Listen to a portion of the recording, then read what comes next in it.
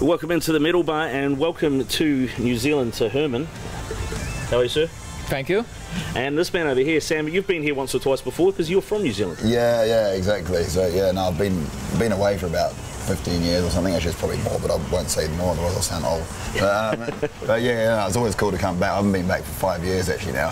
So yeah, like saw everyone my mates last night in Wellington. Now my voice is pretty much gone from too much shouting and yelling and other silly things. Yeah. But yeah, no, it was really cool to be back, didn't it? Yeah, I mean, because I was going to say, I think last time DragonForce were here was 8 years ago. So do you don't come home that often to visit family or anything not like really. that? Well, my mum and dad come over to England all the time, so I see them. And I would come back more, but like with our touring schedule, like it's kind of hard to fit it in. And then also think, well, like I get back and like I'm like, yeah, come on, let's go party. All my mates like got jobs and that. They're like, I'll do like one night with them, and they're like, oh, I can't be bothered. So I'm like, I understand my parents doing nothing. Yeah. You know what I mean? So I wish I would come back, so it's their fault for being boring. So Herman, obviously, you come to New Zealand, and everybody talks about Sam because he's from New Zealand. But what has Sam told you about New Zealand that when you came here, you went, fuck, I want to avoid doing that, or I really want to see that? Well, we're not really nerdy enough to talk about these things, to be honest, okay. usually. So I only knew today that, actually a few minutes ago, that it's really freezing in the winter and it rains even more than England, and Wellington got really chilling cold winds. Yeah. There you go. Maybe it's because he's old, so he's talking about the weather now, but I wouldn't be picking this subject. Good stuff. All right, well, you guys are obviously been around for a number of years now, DragonForce, but you got your first live DVD coming out soon too.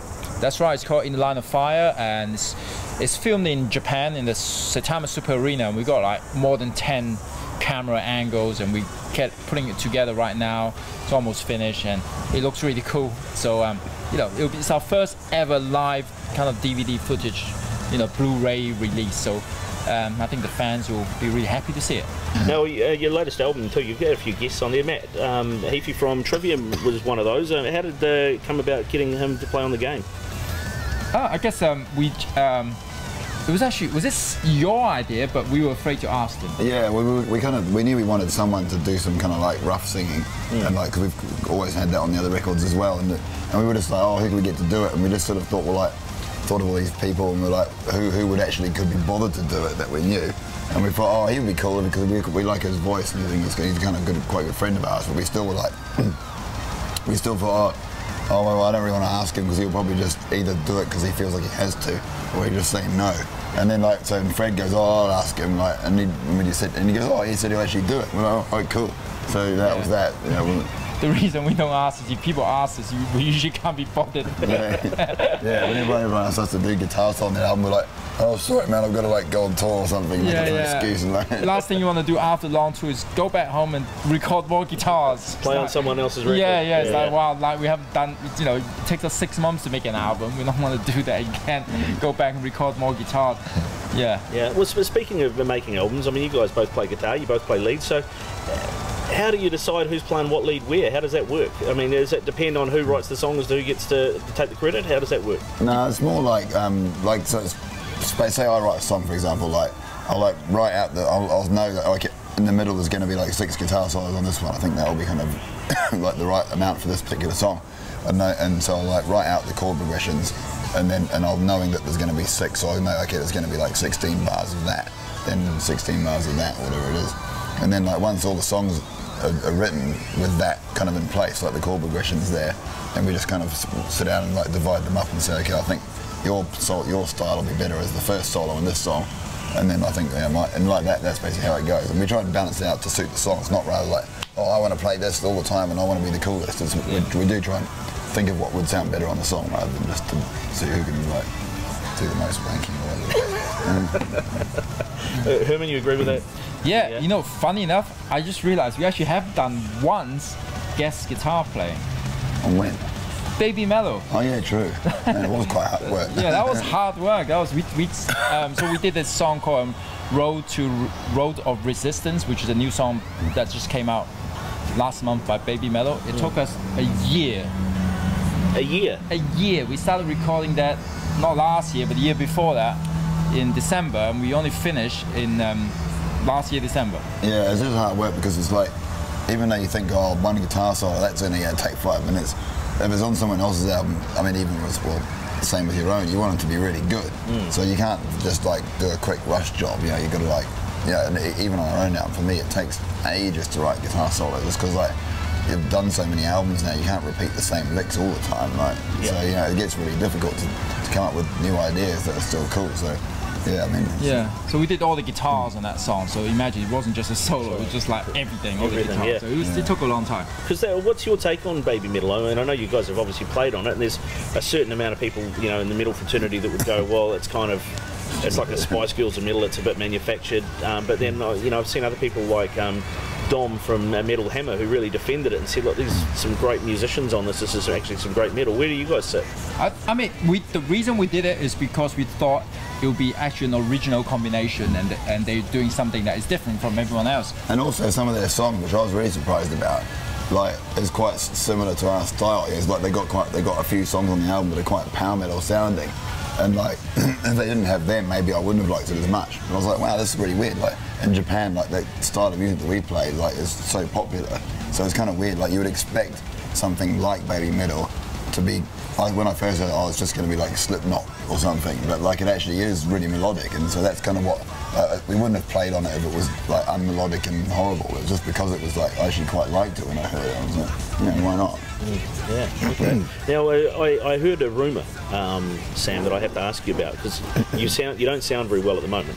But I've heard that you're quite susceptible to pink eye on the road. Can you elaborate on that? How many times that happened? Well, yeah, I don't really want to go into too horrible details. But all I can say is you shouldn't put things in certain places and then put them in other places. Like your eye. Right, like your eye, for example. Right, okay, good. Yeah, don't put your finger in your own ass and rub your eye. That's how it happened. Yeah, exactly. Quality. All right. Yeah. Well, at least it shows we got some birds at our gigs. Yeah, exactly. You didn't tell them the quality. So.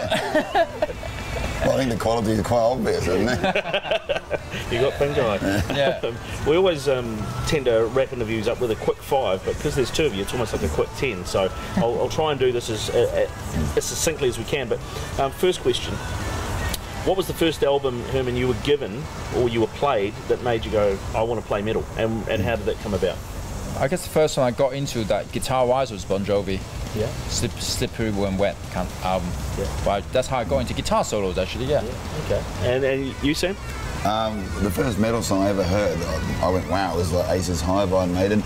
I went around to my mate's place at lunchtime at school and he played it and I was like, I'd never even heard much metal before. I was like, oh man, that's so catchy, that intro riff. I was like, oh, this is so cool. I was like, and I was playing classical guitar at the time and I'd never played any metal. And I went home and I got the album off him and I was like, trying to figure it out on my classical guitar and I was like, oh, this is cool. This is awesome. All right. Well, what's your poison these days? If you're going to come to the metal bar for a drink, what am I going to get you? Well, anything that's free, I don't really care. Sam? Corona mainly. Corona? Yeah, I pretty much drink that every day. Yeah. I find it's easy to get down when you don't actually want to drink, but you want to get drunk. It's got fruit in it generally, so it's quite good for you, is it? No, I don't bother with the fruit, but yeah, I pretty much drink that every day. Yeah. All right. Well, what's the most disgusting personal habit of somebody you've toured with? Well, him. Oh, right. Oh, yeah. come Okay. on. Sam? Disturbing habit. Well, it's just let's say our personality is so different. Yeah. I like to have everything. Cool and he's not. I like to have everything straight, really organized, and he's just the exactly opposite. So there's like there's banana peel on the floor after they finish eating. Then you can't even chuck it in the bin. You know what I mean? Right. Terrible. It's not really that terrible. It's horrible. You guys married? You're going to call them are you guys married? What's going on here? No love. It's a loveless marriage. It's a loveless marriage. It's a hate-hate relationship. Yeah, hate. Yeah. All right, then. What's your weirdest or most bizarre fan encounter? You can start. Well, I thought you were going to try and say me. I was like, I wasn't a fan of you. Is he going to say pink eye again? That's not weird. Oh, some guy got me to sign his knob. Oh, yeah? Yeah. And I was really drunk, so I was like, all right, I'm not going to have to touch it. I was just like... And this guy that just carried on burning his pubes in front of us. That is weird. Weird. All right, well, lastly, a kid comes up to you, Herman, and says, what's metal? And you can just give him one album to tell him what metal is. What album do you give him? DragonForce album, of course. Good stuff. All right, gentlemen. Hey, thanks very much for your time. Yeah, awesome. Lovely to meet you both. Cheers.